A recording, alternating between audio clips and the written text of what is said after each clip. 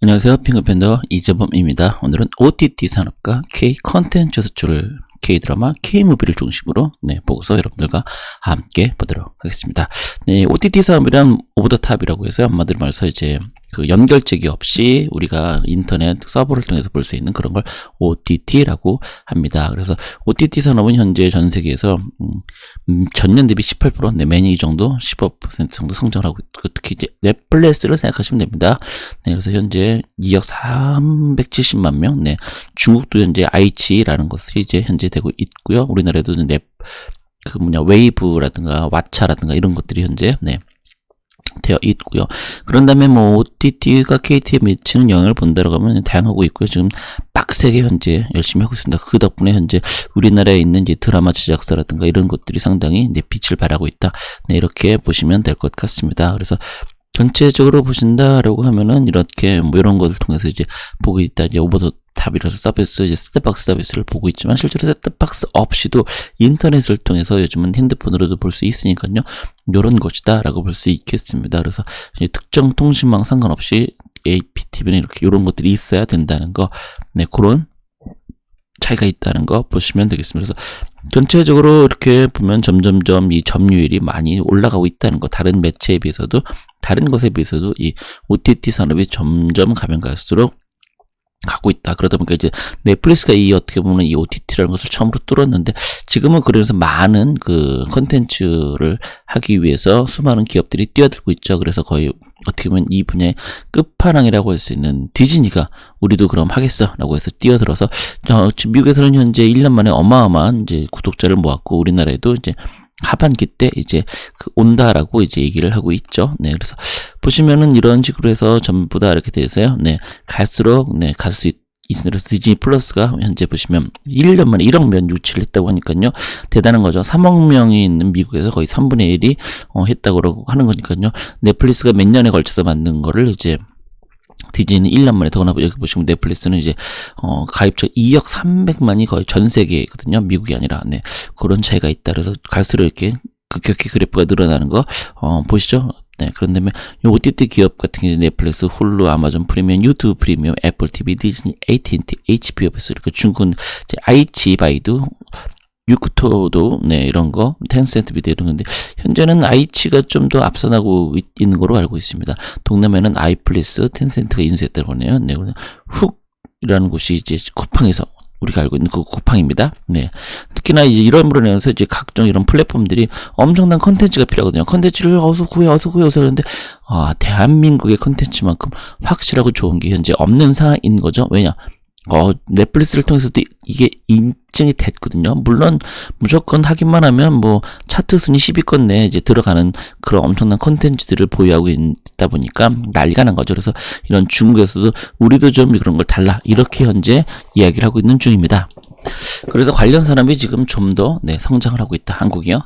그렇게 볼 수 있겠습니다. 그래서 이런 식으로 현재 쭉쭉쭉 되고 있고요. 동남아 같은 경우도 이제 아직은 이제 우리가 볼 때 동남아, 그렇지만 동남아에도 돈 있는 사람들도 있고요. 이렇게 보는 사람도 있다는 거 우리가 알 수 있습니다. 그래서 하지만 이제 막대한 콘텐츠 투자를 벌이다 즉 자본이 고갈되어 있다는 게 현재 힘들다, 이런 점입니다. 볼 수 있겠습니다. 그래도 그렇기 때문에 아까 보면 한국 쿠팡에 이제 매각을 하고 그런 일이 벌어지는 거죠.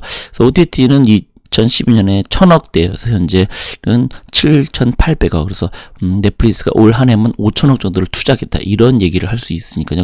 그러다 보니까 또 KT나 이런 데도 우리도 그럼 그 정도 투자하겠어, 이렇게 얘기를 했으니까요. 그만큼 관련 산업의 종사자들한테 그 돈들이 간다는 거, 그러면 그만큼 인재들이 그 분야로 뛰어든다는 거, 그 사업으로 간다는 거, 그런 관점에서 보시면 될 것 같습니다. 그래서 이렇게 글로벌은 넷플릭스, 아마존, 디즈니 이런 게 있고, 국내는 웨이브, 티빙, 시젠, 왓챠, 카카오 TV, 쿠팡. 그래서 빡습니다. 그래서 이 중에서도 현재는 그 티빙이 워낙 컨텐츠가 많은데 그 컨텐츠들을 전부 다 넷플릭스에 주다 보니까 안 되겠다. 그래서 티빙으로 이제 좀 더 이제 집중을 하고 있죠. 그래서 이번에 서북이라는 영화 이제 공유하고 나오는 영화도 여기를 통해서 이제 극장과 동시에 하고 있는 것처럼요. 그래서 우리도 간다, 이렇게. 과연 여기에서 국내 누가 성자가 될지는 좀 지켜봐야 될 것 같습니다. 자본이 결국은 있어야 되고 콘텐츠도 많아야 되니까요. 그런 면에서 볼 때는 티빙이 좀 유리할 것도 같은데요. 근데 좀 웨이브나 이런 것들은 이제 국내 KBS, MBC, SBS뿐만 아니라 SKT가 이제 합쳐서 만든 곳이라서 또 만만치 않고요. 좀 더 지켜봐야 될 것 같습니다. 네, 그래서 이런 일들이 현재 벌어지고 있어. 그래서 뭐 사실은 옥수수가 더 낫었는데 웨이보다는 네, 무료가 많았거든요. 네, 그래서 이런 식으로 현재 돼 있고요. KT의 시즌 같은 경우는 개인적으로는 좀 과연 될까라는 개인적인 생각을 하고 있습니다. 제가 안 봐서 그런지 몰라도요. 네, 네이버 TV는 잘 모르겠고 카카오 TV는 그래도 컨텐츠를 조금씩 채우고 있다 이런 느낌은 좀 들더라고요. 네, 그럼 보시면 이제 드라마가 얼마큼 이제 중요한데 그래서 제작비의 70%를 편성 방송사의 방영료를 통해 조달하고 있다 이렇게 PPL이나 협찬 OST는 30%밖에 안 되니까요. 실제로 얼마나 방영 시청률이 잘 나오느냐 이게 또 중요하다고 할 수 있겠죠. 그래서 드라마 편당 5억 이하에서 최근 6억까지 수준으로 올라갔지만 아시지만 넷플릭스 통해면 뭐 10억, 20억도 그냥 편당하고 있거든요. 그러니까 약간 그 공중파들의 드라마가 그러다 보니까 각오와는 좀 달라졌고 이러다 보니까 이제 콘텐츠를 만드는 제작사가 예전에 비해서는 더 힘이 세졌다는 점. 옛날에 이제 방송사에 종속이 됐었는데 이제는 오히려 방송사한테 싫으면 마 우리 그럼 넷플릭스 갈래 뭐 이런 그러다 보니까 이제 대형 제작사가 아닌 이제 소형 제작사들도 그로 인해서 기회를 많이 얻고 있다. 그런 식으로 현재 이 판이 현재 변하고 있다. 그렇게 보시면 될 것 같습니다. 그래서 보시는 것처럼 뭐 2018년에 미스터 션샤인 24일에 435 어마어마한 거였죠. 근데 이런 것들이 현재는 뭐 그것뿐만 아니라 얼마든지 되고 있다는 점, 네, 보시는 것처럼 245, 575 넷플릭스 OT 선판배, 뭐 이렇게 해서 이런 식으로 꽤 큰 수익을 얻었다. 하지만 OTT가 없었다라고 하면 그렇게까지 큰 수익을 얻지 못했을 거다. 이런 얘기를 하는 겁니다. 그다음에 OTT가 직접 투자하는 이런 것들에서 보시는 것처럼 이 킹덤 같은 게 시티홈 도시남사업 이런 것들이 OTT를 통해서 직접 제작을 해서 이제 했던 건데 물론 직접 제작을 했다는 것은 또는 이제 투자를 했다라고 볼 수 있겠죠. 제작사가 저런 넷플릭스나 이런데 접근을 해서 우리가 이런 드라마 할 건데 이런 시놉스가 있는데 니네들 한번 관심이 괜찮다 우리 투자할 테니까 그거 만들어 그 대신 우리만 독점이야 이런 식으로 했던 거죠. 그런 덕분에 그 드라마를 보기 위해서 넷플릭스나 이런 것들을 사람들이 또 가입을 하거나 시청하거나 이런 어떻게 보면 선순환 네 이렇게 되었습니다. 그다음에 OTT가 드라마 증가하고 이런 것들이 많이 있다 보니까 그로 인해서 또 중요한 건 아까도 말씀드린 것처럼 이런 것들이 전부 다 흥행에 다시 패한 게 아니라 성공했거든요. 그러다 보니까 더 이제 전 세계적으로 한국 드라마는 무조건 되는구나. 최소한 동아시아는 무조건 먹힌다라고 했었는데 이제는 서양에서도 이 드라마들이 뭐 탑10 내에 들어가니까 이거 무시할 수 없는데 분명히 돈을 적게 줬는데 그러니까 물론 우리나라 입장에서는 많이 준 건데 전 세계인 글로벌 관점에서 그렇게 많이 투자하지 않는데도 퀄리티도 괜찮고 시청률도 좋고 나오네.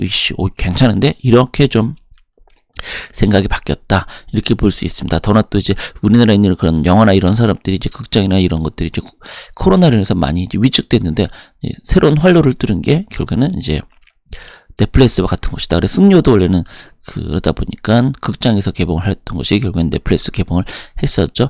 넷플릭스 개봉을 해서 그 덕분에 전 세계에서 무려 1위를 했을 정도였으니까요. 그걸로 인해서도 또 어마어마한 있었고요. 그래서 홀드백 제도라는 게 있다는 것은 홀드백 제도 영화를 내놓을 때 극장이 먼저 개봉하는 뒤 2, 3주 유예기간 거치듯 비교되는 유통이 가능한 제도였습니다만 지금은 코로나로 인해서 거의 동시 개봉 이런 식으로 현재 많이 바뀌었다. 극장에서도 예전에 그런 걸 싫어했는데 어쩔 수 없는 대세가 이제 됐다. 물론 이제 코로나가 끝나면 또 어떻게 될지는 좀 지켜봐야 되긴 하겠지만 그래서 보시는 것처럼 코로나로 인해서 OTT 개봉을 택한 한국 영화들 사냥의 시간, 콜, 승려, 서부 이런 것들이 있다. 이렇게 보시면 되겠습니다. 그래서 이런 거로 인해서 여기 나와 있는 것처럼 베트남 탑10 순위 보세요. 1, 2, 3, 4, 5, 6, 7, 8에서 다 익숙한 거죠. 그래서 보시면 하나, 둘, 셋, 넷 4개를 제외한 6개가 한국 드라마라는 거. 네. 그 외에 다른 지역들에도 보면 전부 다 일본 같은 경우도 보시면 1위, 2위 네, 전부 다 한국 드라마. 그래서 전 세계에 좀 한국 드라마가 열풍이다라고 얘기를 할 수 있겠죠. 그래서 저렴한 가격에 충분한 각 구독자를 모집하는 게 한국 드라마만큼 좋은 게 없다. 이런 식으로 인식이 현재 되고 있다라고 볼 수 있겠습니다. 그래서 전체적으로 이런 것들이 쭉 보실 때 우리들이 좀 얘기를 할 때 이렇게 많은 것들이 도움이 된다. 이렇게 볼 수 있겠습니다. 그래서 우리나라의 OTT 시장이 앞으로는 더욱더 발전할 가능성이 있으니까요. 여러분도 이런 것들을 잘 염두해서 보시면 될 것 같습니다. 우리나라 OTT 우리 다 함께 응원하도록 해요. 여러분 감사합니다. 여기서 마치도록 하겠습니다. 안녕.